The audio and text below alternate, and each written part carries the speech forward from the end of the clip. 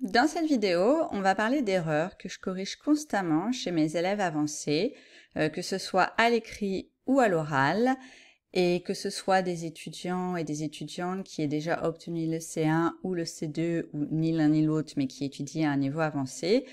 Je crois que j'ai déjà entendu tous mes élèves faire au moins une erreur avec une structure contenant avant ou après, voire les deux.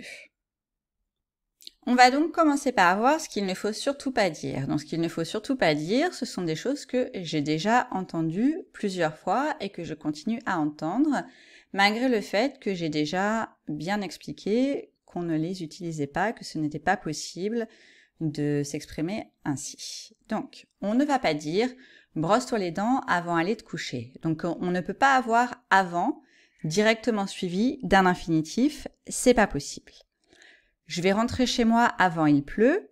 On ne peut pas avoir avant directement suivi d'un pronom et d'un verbe, donc d'une proposition directement sans conjonction. Ce n'est pas possible. Avant directement suivi d'un pronom, c'est impossible. Avant je, avant tu, avant il, avant nous, plus verbe, ce n'est pas possible.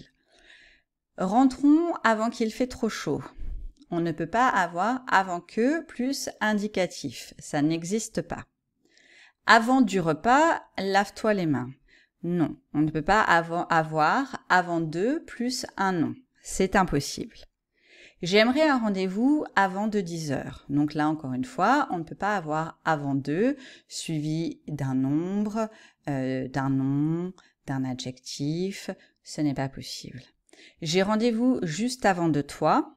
Là encore, on ne peut pas avoir avant de suivi d'un pronom tonique. Ce n'est pas possible. Et pourtant, j'ai déjà entendu tout ça chez mes élèves avancés. Donc, tout ça, c'est grammaticalement incorrect. Et si vous vous exprimez comme ça, on va comprendre ce que vous dites, mais ça sonne peut-être un petit peu comme un enfant français s'exprimerait, quelqu'un qui est en train d'apprendre à parler français, pour vous donner une idée. Bon, évidemment, si vous êtes un adulte et que vous êtes clairement pas, que le français n'est clairement pas votre langue maternelle, les gens devraient être plus indulgents. Mais si pour vous, c'est important de parler sans faire de grosses fautes, c'est important d'apprendre les structures possibles avec avant et après. Donc, voilà comment vous devriez dire. Brosse-toi les dents avant d'aller te coucher. Donc, avant de plus infinitif, ça marche. Je vais rentrer chez moi avant qu'il pleuve, avant que plus subjonctif, ça marche. Qu'on a encore dans la phrase, rentrons avant qu'il fasse trop chaud. Avant le repas, lave-toi les mains. Donc, avant, suivi d'un nom ou d'un groupe nominal plutôt, ça marche. J'aimerais un rendez-vous avant 10 heures, ça marche aussi. Et j'ai rendez-vous juste avant toi, c'est parfait. Donc, on récapitule les structures avec avant qui fonctionnent, qui sont correctes. C'est avant de plus infinitif, avant que plus subjonctif et avant directement suivi d'un groupe nominal ou d'un pronom tonique. Voilà. Donc, vous faites pas de mix et de mélange entre ces quatre possibilités.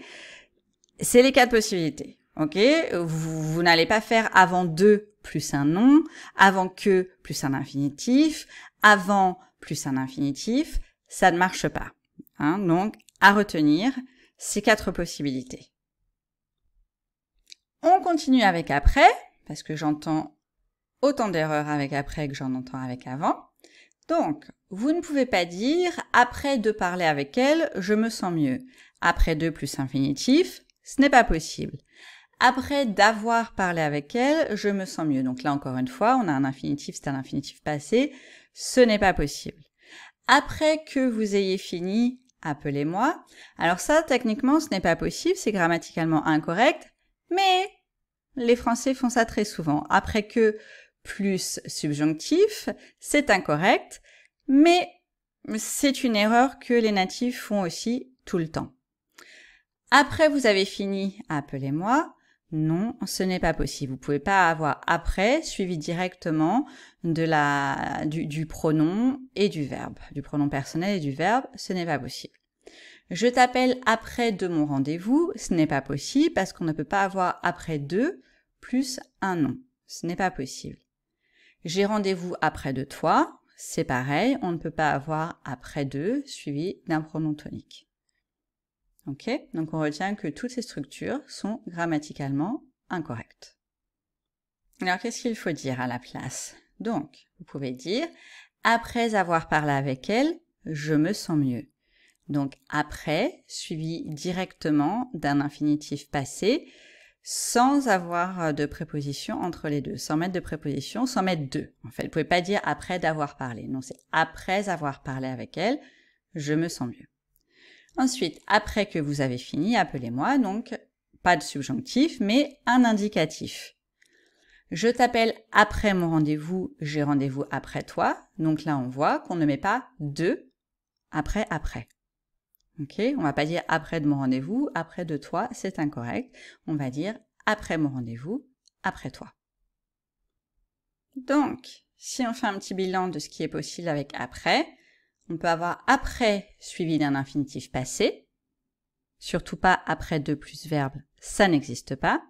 On peut avoir après que plus un indicatif, alors que avant que, c'était un subjonctif. Et comme pour avant, on peut avoir après suivi d'un groupe nominal ou suivi d'un pronom tonique. Ok, donc les différences, elles sont surtout avec les verbes. Avec les noms, c'est pareil. Mais avec les verbes, il y a une différence. C'est avant de plus infinitif, après plus infinitif passé. C'est avant que plus subjonctif et après que plus indicatif. Donc, si vous faites des erreurs avec ces structures, il faut réviser régulièrement. Il faut faire attention à chaque fois que vous utilisez avant ou après, ralentissez, posez-vous la question, demandez-vous qu'est-ce que je dois dire ici, qu'est-ce que je dois faire, est-ce que c'est un infinitif passé, un indicatif, un subjonctif, est-ce que je dois vraiment utiliser de? Posez-vous ces questions, faites vos propres phrases. Maintenant que vous venez de voir, il y a 4 structures possibles avec avant, 4 structures possibles avec après. Est-ce que vous êtes capable de les écrire sur un papier maintenant et de faire des phrases, vos propres phrases, pour illustrer ces structures? Et quand vous lisez, quand vous écoutez les Français parler ou les francophones d'autres pays, faites attention à comment ils utilisent avant et après et gardez en tête qu'avec après que, même les natifs ne respectent pas vraiment la grammaire parce qu'ils font une petite confusion avec avant que. Parce que avant que plus subjonctif, ils ont tendance à faire la même chose avec après que. C'est très commun, ça s'entend à la radio, à la télé, ça se voit même dans les journaux.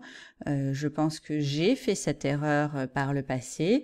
Donc c'est une erreur très très fréquente, c'est une règle que tous les natifs ne connaissent pas. Mais c'est la règle grammaticale qui est dans les livres de grammaire. Donc, si vous voulez appliquer la grammaire qui est correcte, entre guillemets, parce que voilà, hein, il y a beaucoup de choses à dire là-dessus, mais je ne vais pas m'étaler. Mais il faut retenir avant que subjonctif, après que indicatif. Et attention avec les verbes et pratiquer, réviser jusqu'à ce que ce soit bien rentré dans votre tête.